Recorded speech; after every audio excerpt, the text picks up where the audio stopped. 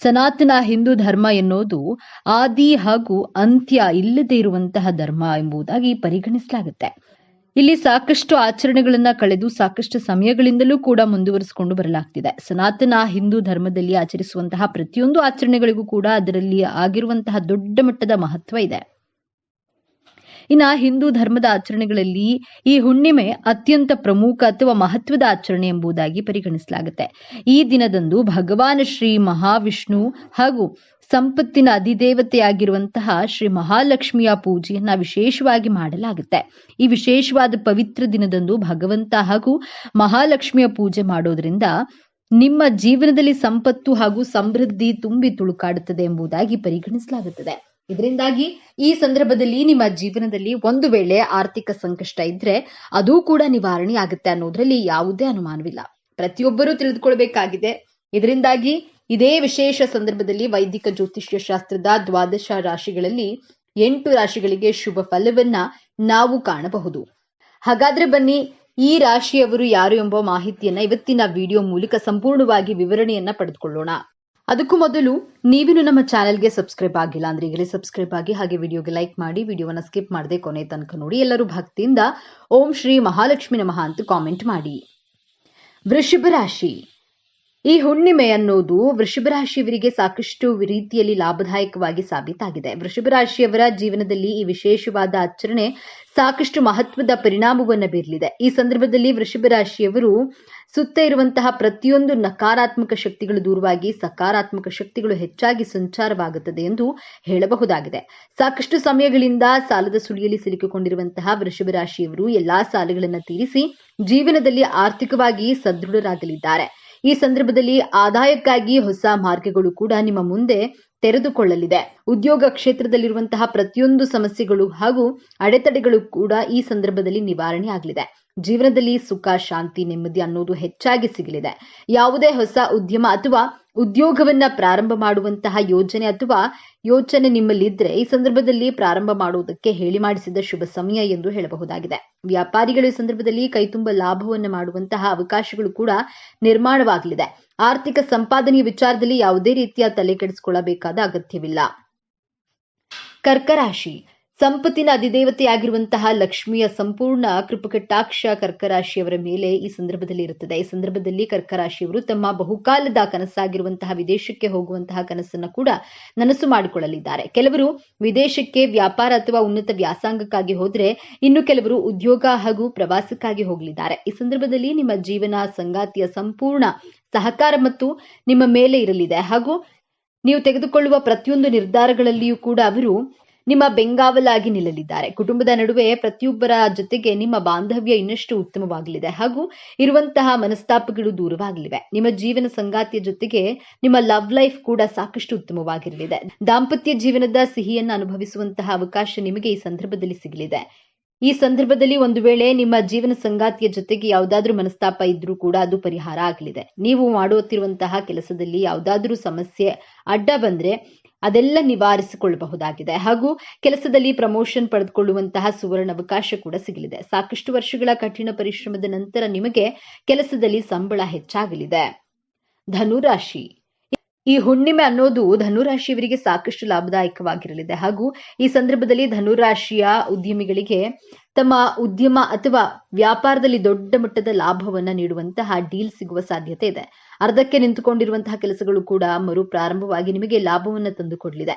ಈ ಸಂದರ್ಭದಲ್ಲಿ ಧನುರಾಶಿಯವರಿಗೆ ಆಕಸ್ಮಿಕ ಧನಲಾಭವಾಗಲಿದೆ ಹಾಗೂ ಧನುರಾಶಿಯವರು ಮಾಡುವಂತಹ ಸಾಮಾಜಿಕ ಕೆಲಸಗಳಿಗಾಗಿ ಅವರು ಸಮಾಜದಲ್ಲಿ ಪ್ರತಿಷ್ಠೆ ಹೆಚ್ಚಾಗಿ ಜನರು ನೀಡುವಂತಹ ಪ್ರೀತಿ ಮತ್ತು ಗೌರವ ಕೂಡ ಹೆಚ್ಚಳ ಕಂಡು ಬರುತ್ತದೆ. ಉದ್ಯೋಗದಲ್ಲಿರುವವರಿಗೆ ಪ್ರಮೋಷನ್ ಜೊತೆಗೆ ಸಂಬಳ ಕೂಡ ಹೆಚ್ಚಾಗಲಿದೆ. ಜೀವನದಲ್ಲಿ ಪ್ರಮುಖವಾಗಿ ಬೇಕಾಗಿರುವಂತಹ ಸುಖ, ಶಾಂತಿ, ನೆಮ್ಮದಿ ಈ ಸಂದರ್ಭದಲ್ಲಿ ನಿಮ್ಮ ಜೀವನದಲ್ಲಿ ಪ್ರಾಪ್ತಿಯಾಗಲಿದೆ. ಯಾರದ್ದೆಲ್ಲ ಮದುವೆ ಆಗ್ತಿಲ್ಲವೋ ಅವರ ಮದುವೆ ಆಗೋದಕ್ಕೆ ಸಂಬಂಧಗಳು ಹುಡುಕಿಕೊಂಡು ಬರಲು ಈ ಎಲ್ಲಾ ಅಂದುಕೊಂಡಂತೆ ನಡೆದರೆ ಕಲ್ಯಾಣ ಭಾಗ್ಯ ಕೂಡ ನಡೆಯಲಿದೆ. ಮಕರ ರಾಶಿ. ಮಕರ ರಾಶಿಗೆ ಸೇರಿದ ಜನರು ತಮ್ಮ ಸಮಸ್ಯೆಗಳಿಗೆ ಪರಿಹಾರವನ್ನ ಹೊಂದುವರು. ಕೆಲಸಕ್ಕೆ ಸಂಬಂಧಿಸಿದಂತೆ ನಿಮಗೆ ಅನುಕೂಲಕರ ಸ್ಥಿತಿ ಎದುರಾಗಲಿದೆ. ಕೆಲಸವನ್ನ ಮಾಡುವ ಜನರಿಗೆ ಸಾಕಷ್ಟು ಪ್ರಯೋಜನಗಳಾಗುವುದು. ಸ್ನೇಹಿತರು ಮತ್ತು ಸಹೋದ್ಯೋಗಿಗಳೊಂದಿಗೆ ಕೆಲಸಕ್ಕೆ ಸಂಬಂಧಿಸಿದಂತೆ ಹಾಗೂ ಮನೋರಂಜನೆಗಾಗಿ ಸ್ವಲ್ಪ ಸಮಯವನ್ನ ಕಳೆಯುವಿರಿ. ಅದೃಷ್ಟದ ಸಂಪೂರ್ಣ ಬೆಂಬಲವನ್ನ ಮಕರ ರಾಶಿಗೆ ಸೇರಿದ ಜನರು ಪಡೆಯುವರು. ಕೆಲಸಕ್ಕೆ ಸಂಬಂಧಿಸಿದಂತೆ ಉತ್ತಮ ದಿನವಾಗಿರುವುದು. ದೀರ್ಘಕಾಲದ ಹೂಡಿಕೆಯಿಂದ ನೀವು ಸಾಕಷ್ಟು ಲಾಭವನ್ನ ಪಡೆಯುವಿರಿ. ಕೆಲಸವನ್ನ ಮಾಡುವ ಜನರು ನಿಮ್ಮ ಕೆಲಸಕ್ಕೆ ಸಂಬಂಧಿಸಿದಂತೆ ಶುಭ ಸುದ್ದಿಯನ್ನ ಪಡೆಯುವರು. ಪರಿಹಾರ: ನೀವು ಪರಿಹಾರದ ರೂಪದಲ್ಲಿ ಲಕ್ಷ್ಮೀ ದೇವಿಗೆ ಪಾನ್ ಮತ್ತು ಗುಲಾಬಿ ಹೂವನ್ನ ಅರ್ಪಿಸಬೇಕು.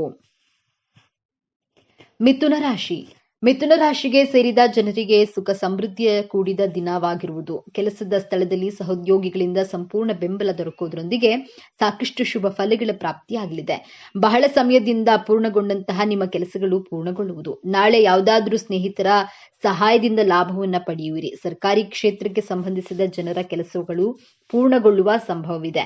ಹಾಗೆ ನೀವು ರುಚಿಕರವಾದ ಭೋಜನವನ್ನ ಸವಿಯುವ ಅವಕಾಶ ಲಭಿಸುವುದು. ನಿಮಗೆ ಸಾಕಷ್ಟು ಶುಭ ಫಲಗಳ ಪ್ರಾಪ್ತಿಯಾಗಲಿದೆ. ಜೊತೆಗೆ ಸಂತೋಷಮಯ ಸುದ್ದಿಯನ್ನ ಪಡೆಯುವಿರಿ. ಪರಿಹಾರ: ನೀವು ಪರಿಹಾರವಾಗಿ ಶ್ರೀ ಲಕ್ಷ್ಮಿ ಸ್ತೋತ್ರವನ್ನ ಪಠಣ ಮಾಡಬೇಕು. ತುಲಾ ರಾಶಿ. ತುಲಾ ರಾಶಿಗೆ ಸೇರಿದ ಜನರಿಗೆ ಶುಭ ಮತ್ತು ಲಾಭದಾಯಕವಾದ ದಿನವಾಗಿರುವುದು. ಈ ಮೊದಲೇ ಮಾಡಿರುವಂತಹ ಕೆಲಸಗಳಲ್ಲಿ ನಿಮಗೆ ಸಾಕಷ್ಟು ಶುಭ ಫಲಿತಾಂಶ ದೊರಕಲಿದೆ. ಯಾವುದಾದ್ರೂ ಸ್ನೇಹಿತರ ಸಹಾಯದಿಂದ ಹೆಚ್ಚಿನ ಪ್ರಯೋಜನಗಳನ್ನ ಪಡೆಯುವಿರಿ. ಯಾವುದಾದ್ರೂ ಅಪೂರ್ಣ ಕೆಲಸಗಳಿದ್ರೆ ಅವೆಲ್ಲವೂ ಪೂರ್ಣಗೊಳ್ಳಲಿದೆ. ಕೆಲಸದಲ್ಲಿ ನಿಮ್ಮ ಪ್ರಭಾವ ಹಾಗೂ ಗೌರವ ಖ್ಯಾತಿ ಸಾಕಷ್ಟು ಹೆಚ್ಚಳವಾಗುವುದು. ಆರ್ಥಿಕ ವಿಚಾರಕ್ಕೆ ಸಂಬಂಧಿಸಿದಂತೆ ನೀವು ಯಾರಿಗಾದ್ರೂ ಹಣವನ್ನ ನೀಡಿದ್ರೆ ಅದು ವಾಪಸ್ ದೊರಕುವುದು. ಅದೃಷ್ಟದ ಸಂಪೂರ್ಣ ಬೆಂಬಲವನ್ನ ಪಡೆಯೋದ್ರೊಂದಿಗೆ ನಿಮ್ಮ ಸ್ನೇಹಿತರೊಂದಿಗೆ ಪಾರ್ಟಿ ಅಥವಾ ಮನೋರಂಜನಾ ಕಾರ್ಯಕ್ರಮದಲ್ಲಿ ಭಾಗವಹಿಸುವುದರಿಂದ ಹೆಚ್ಚು ಸಂತೋಷವನ್ನ ಹೊಂದುವ ಉತ್ತಮ ಅವಕಾಶ ದೊರಕುವುದು. ಪರಿಹಾರ: ನೀವು ನಾರಾಯಣ ಕವಚವನ್ನ ಪಠಣ ಮಾಡಬೇಕು. ಕುಂಭರಾಶಿ. ಕುಂಭರಾಶಿಗೆ ಸೇರಿದ ಜನರಿಗೆ ಆರ್ಥಿಕ ವಿಚಾರಗಳಿಗೆ ಸಂಬಂಧಿಸಿದಂತೆ ಉತ್ತಮ ದಿನವಾಗಿರಲಿದೆ. ನಿಮಗೆ ಸಾಕಷ್ಟು ಸಂತೋಷದಿಂದ ಕೂಡಿರುವ ದಿನವಾಗಿರುವುದು. ಜೀವನದಲ್ಲಿ ಹೊಸ ಆರಂಭವನ್ನ ಹೊಂದುವ ಅವಕಾಶ ಲಭಿಸಲಿದೆ. ನಿಮ್ಮ ಆಪ್ತ ಸಂಬಂಧಿಕರಿಂದ ಸಕಾರಾತ್ಮಕ ಪ್ರಭಾವವನ್ನ ಪಡೆಯುವಿರಿ. ನಾಳೆ ಹೊಸ ಮತ್ತು ವ್ಯಾವಹಾರಿಕ ಯೋಜನೆಗಳಿಗೆ ಸಂಬಂಧಿಸಿದಂತೆ ಕೆಲಸದ ಸ್ಥಳದಲ್ಲಿ ಬೇರೆಯವರಿಗಿಂತ ಮುಂದೆ ಸಾಗುವಿರಿ. ಯಾವುದಾದ್ರೂ ಸ್ನೇಹಿತರು ಮತ್ತು ಆಪ್ತ ಸಂಬಂಧಿಕರು ಸಂಪೂರ್ಣ ಬೆಂಬಲ ದೊರಕಲಿದೆ. ಕೆಲಸಕ್ಕೆ ಸಂಬಂಧಿಸಿದಂತೆ ಯಾವುದಾದ್ರೂ ಸ್ಥಳಕ್ಕೆ ಪ್ರಯಾಣಿಸುವ ಸಂಭವವಿದೆ. ಈ ಪ್ರಯಾಣವು ಯಶಸ್ಸಿನಿಂದ ಕೂಡಿರುವುದು. ಸರ್ಕಾರಿ ಕ್ಷೇತ್ರಕ್ಕೆ ಸಂಬಂಧಿಸಿದ ಕೆಲಸವನ್ನ ಮಾಡುವ ಜನರ ಎಲ್ಲಾ ಕೆಲಸಗಳು ಪೂರ್ಣಗೊಳ್ಳುವುದು. ನಿಮ್ಮ ಸಂಗಾತಿಯೊಂದಿಗೆ ಹೊರಗೆ ಸುತ್ತಾಡಲು ತೆರಳುವ ಅವಕಾಶವನ್ನ ಪಡೆಯುವಿರಿ. ಪರಿಹಾರವಾಗಿ ಶ್ರೀ ವಿಷ್ಣು ಚಾಲಿಸಾ ಇತ್ಯಾದಿ ಪಠಿಸಬೇಕು. ಮೀನರಾಶಿ. ಮೀನರಾಶಿಗೆ ಸೇರಿದ ಜನರಿಗೆ ವ್ಯಾಪಾರ ವ್ಯವಹಾರಕ್ಕೆ ಸಂಬಂಧಿಸಿದಂತೆ ವಿಶೇಷವಾಗಿ ಅದೃಷ್ಟಶಾಲಿಯಾಗಿರುವುದು. ಪಿತ್ರಾರ್ಜಿತ ವ್ಯವಹಾರದಲ್ಲಿ ತಂದೆ ಮತ್ತು ಮನೆಯವರ ಸಂಪೂರ್ಣ ಬೆಂಬಲದೊಂದಿಗೆ ನಿಮ್ಮ ಸಂಪೂರ್ಣ ಕೆಲಸಗಳೆಲ್ಲವೂ ಪೂರ್ಣಗೊಳ್ಳುವುದು. ಜೊತೆಗೆ ನಿಮ್ಮ ಸಮಸ್ಯೆಗಳಿಗೆ ಪರಿಹಾರವನ್ನ ಹೊಂದುವಿರಿ.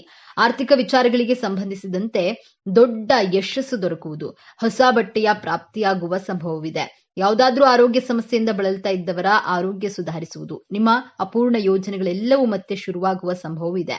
ಹಾಗೆ ನಿಮಗೆ ಪ್ರಯಾಣಿಸುವ ಯೋಗವೂ ಕೂಡ ದೊರಕುವುದು. ಕೆಲಸವನ್ನ ಮಾಡುವ ಜನರಿಗೆ ಅನುಕೂಲಕರ ದಿನವಾಗಲಿದೆ. ಕೆಲಸದೊಂದಿಗೆ ಸ್ನೇಹಿತರೊಂದಿಗೆ ಮೋಜು ಮಸ್ತಿಯಿಂದ ಸಮಯವನ್ನ ಕಳೆಯುವಿರಿ.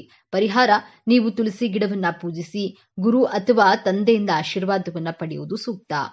ಸ್ನೇಹಿತರೆ, ಮಾಹಿತಿ ನಿಮಗೆ ಇಷ್ಟವಾಗಿದ್ದಲ್ಲಿ ದಯವಿಟ್ಟು ಶೇರ್ ಮಾಡಿ, ಲೈಕ್ ಮಾಡಿ ಮತ್ತು ನಮ್ಮ ಚಾನೆಲ್ಗೆ ಸಬ್ಸ್ಕ್ರೈಬ್ ಆಗಿ. ಎಲ್ಲರೂ ಭಕ್ತಿಯಿಂದ ಓಂ ನಮಃ ಶಿವಾಯ ಅಂತ ಕಾಮೆಂಟ್ ಮಾಡಿ. ಧನ್ಯವಾದಗಳು.